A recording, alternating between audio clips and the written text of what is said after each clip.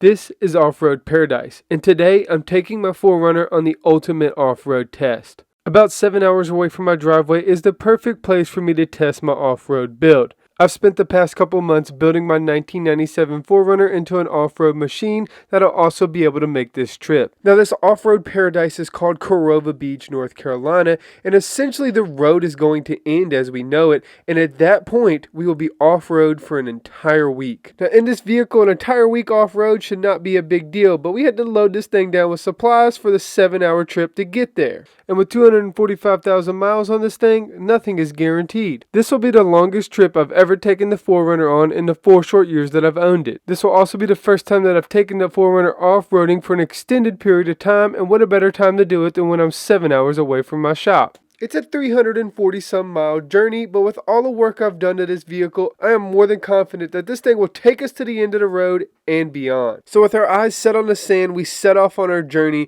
and surprisingly this vehicle drove great on the highway the entire way there. It took us 6 short hours to get to the coast, but once we got to the coast we ran into some traffic. And this was expected because to get to the end of the road there's only one way in and one way out. And if anything happens on that road, like a wreck or a fire or another wreck, then it can leave traffic backed up for hours, and all 3 of these things happened on the day we arrived. But our old 4Runner never skipped a beat. It kept us cool with the AC, and the engine idled perfectly the entire time we were in traffic, and eventually they got it cleared and we could continue our journey. Before we hit the sand, we had to deflate our tires. Now this is essential for driving on sand, as softer tires will stay on top of the sand rather than digging into it and getting us stuck. That can be catastrophic for your vehicle, and this old 4Runner has done great so far, so I don't want to do anything to jeopardize that.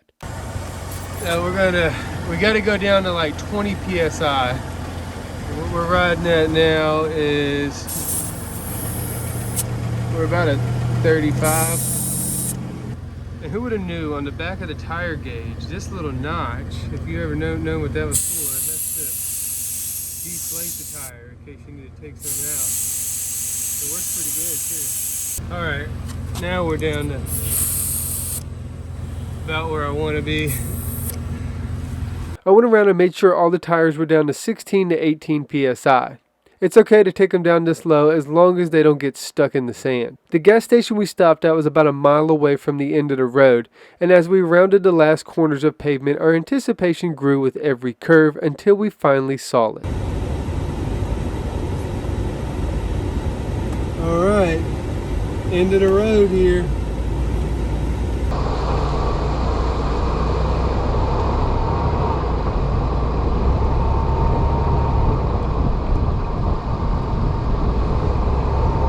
Once you get out on the sand, it's a big open world out there, and you can feel every rumble underneath your tires. It's pure off-roading, and it's an incredible feeling. It was a long journey for me to build this vehicle where it's capable of making this trip and going off-road as long as it's going to have to. I worked my tail off for this moment, and you can tell how much I was enjoying it. Look at this. 100% worth the trip here. We out here passing Nissan Pathfinders on the beach. This is glorious, fellas. This is glorious, folks. I am so worth the trip. We've been 12 hours in this car today to get here on a 6-hour trip. Traffic was a nightmare everywhere from North Carolina all the way here. And now we have a free open beach to drive on. And it's incredible. This is what this car was made for. And I'm so glad I got to take it here and do it. It's beautiful. Look at that. I mean, come on now. Can you imagine any more of a paradise for somebody like me? We traveled up the beach a couple more miles until we got a couple blocks from our destination. Then we pulled off the beach into what would be Ocean Boulevard in a normal beach town, but this is no normal beach town. This is called Sandpiper Road, and the road is literally made of sand. It had just rained before we arrived, so there was a bunch of puddles all over the road, and these weren't just puddles, they were pretty much small ponds that could probably support an ecosystem of small koi fish. I had a blast driving through these, and my wife, not so much, but we're not going to discuss that. She was finally relieved when we reached the house and there was no more off-roading to do, and she did not have to get back in the car for another week. I was up early the next morning to check out how dirty the 4Runner got on the way in. It was a little messy, so I went ahead and cleaned the frame off. And I did this because it's a good idea to do so after off-roading, especially in salt water. You don't want that stuff sitting in there for any extended period of time. Over the next few days, I went around the area exploring and seeing how difficult the terrain was to navigate and what I could get into. We went as far as we could on the beach, which is basically the most northern point in the Outer Banks and in North Carolina.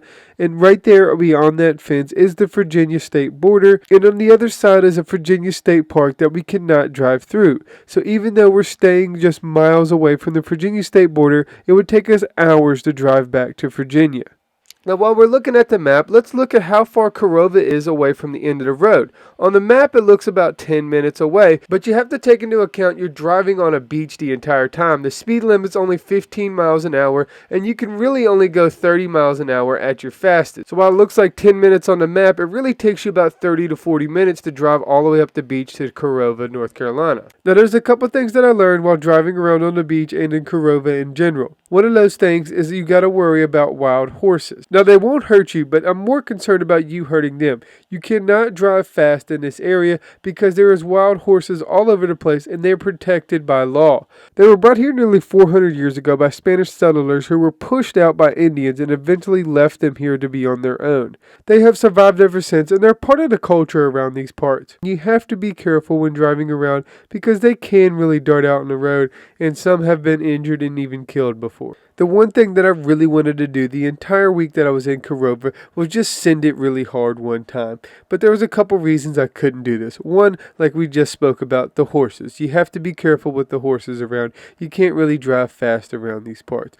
Two, this is my family vehicle. We got to get this thing back to Virginia after we're done here in Corova testing it off-roading. Three, this is also my daily driver. I can't wreck this thing because then I won't have anything to drive to work every day. Now I mentioned I found some deep puddles on some of the back roads that could probably pass off as small bass ponds if you really wanted them to.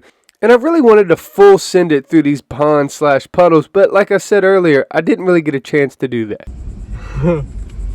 This is ridiculous. There's no way to get across there except to go through it. Let's go. Here we go.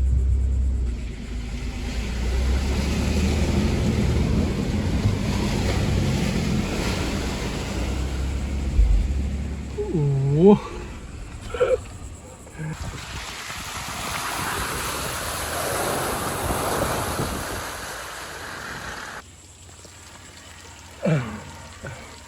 We got water in the frame.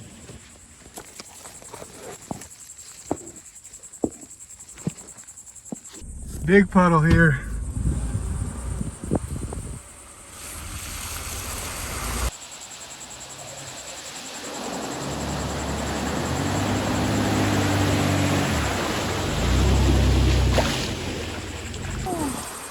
That was a little sketchy. Oh, that was fun though. A little sketchy, but fun.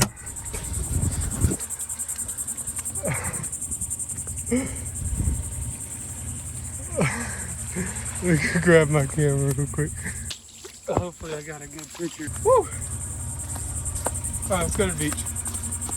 These 3 puddles was the most I was able to fully send it, and it was the most fun that I had on this entire trip. Now, while I do wish I had more footage of that to show you, I am impressed with the way the 4Runner handled it. It went straight through it, and if I didn't have to drive this thing 7 hours back to my house, I probably would be sending it fully through these puddles and making a huge mess of it all. But stick with me, subscribe to my channel, and I will get there one day where I can give you the content that you deserve. This week has really made me open my eyes to what I've been missing out on in this vehicle as far as off-roading goes. I mean, we're going to be off-roading a lot more on this channel, I can tell you that right now from this trip. We're going to take it to some places that are closer to home to off-road.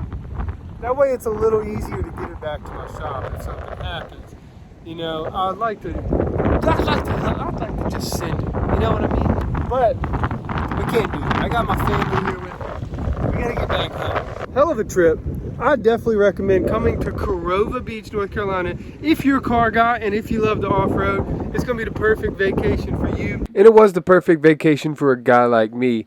The off-road beach is the place to go. There's no place quite like it, and I think it's probably the best place to go for a four-wheel drive beach on the entire East Coast. There's some other places in the Outer Banks. There's some places up north. There's some places down in Florida, but there is no place like Corova Beach, North Carolina. It is very unique. With the horses, the drive up the beach, and the sand roads, the whole vibe in general is just bliss, and I highly recommend it if you're looking for a four-wheel drive beach to go to.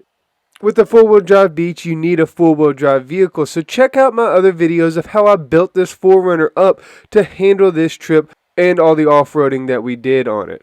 If you have any questions about that or anything in this video or any car questions in general, feel free to email me at justcallmeeddie1@gmail.com and I'll help you out as best as I can. You can also follow me on Instagram and Facebook where I try to post weekly content about the day-to-day things that I do. Thanks for watching, and as always, whatever you do, however you do it, make sure you work hard, make sure you play hard, and most importantly, make sure you stay dirty. You can just call me Eddie.